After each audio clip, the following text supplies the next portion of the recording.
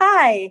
I guess I have a question. So, uh, in previous years, we have done every Halloween telling our daughter, you can have so many pieces, and I'm realizing that's probably not the best way. But for this Halloween, if we, decide we're going to, try and remove that control and let her try and self regulate, I know she's going to ask me like, "Mom, how many pieces do I get this year?"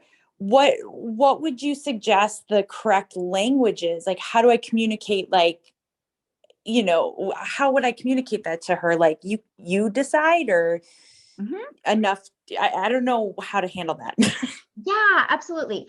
I would put it on her. And again, we're trying to instill trust in them too, right? Like you can trust yourself, right? If we go back to even those initial stories around feeling um, like how I shared, like I had zero trust in myself. I thought I needed more willpower. We want our kids to actually be able to trust themselves with food and to feel like I do have control over what I'm eating and not in this, you know, what's the word, like outside control willpower way, just like, yeah, I can navigate it. I can eat what feels good. So we want to be instilling that trust. So I say something like, I don't know, I trust you to listen to your body. What's going to feel good? How Okay. old is your child too? She's 7. 7. And then I guess the question is, my dog, like I guess, like, I don't know, I guess a fear, whatever. I feel like what might happen is, like, she'll eat so much, she'll, like, get sick.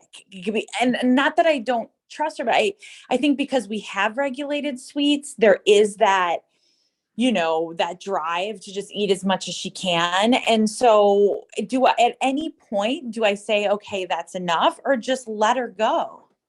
Yeah. So it's a couple things. One is yes, sometimes that does happen, and sometimes that happens to all of us. So on one hand, it's kind of normal when something feels good or exciting, right? I don't know if you've ever been to a dinner or maybe it's Thanksgiving or another holiday and like, oh, I'm full, but that pie looks Yeah. so good or whatever. And we do eat a little bit more, right? So Yeah. on one hand, I want to normalize that that doesn't inherently mean like something's horribly wrong. It's also kind of normal sometimes. So Okay. that's one thing to just remember off the top, Yeah.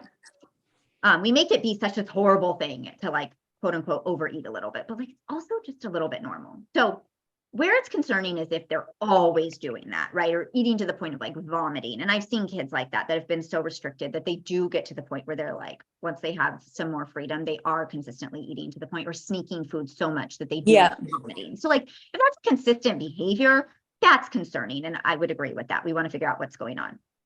But if on Halloween she eats more, I always look at this as it being a good experience. It's a positive experience for her to feel like, do I really want to feel like this?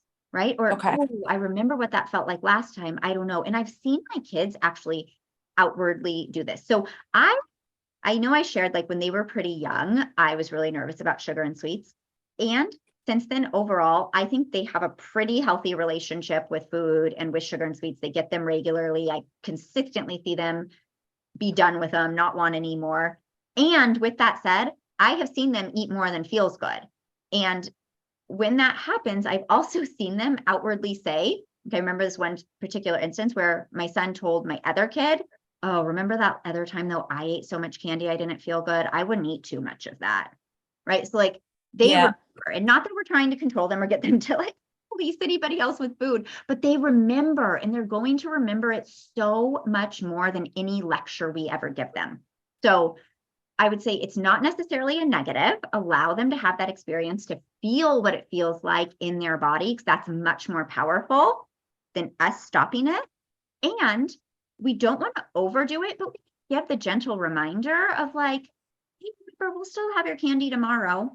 Like if you're Okay. if you're done, you can just bring it to me. Or if you don't like some of your candy, you can put it in this pile over here and we can trade that or we can donate that. Like we can give gentle kind of reminders around it without overdoing it.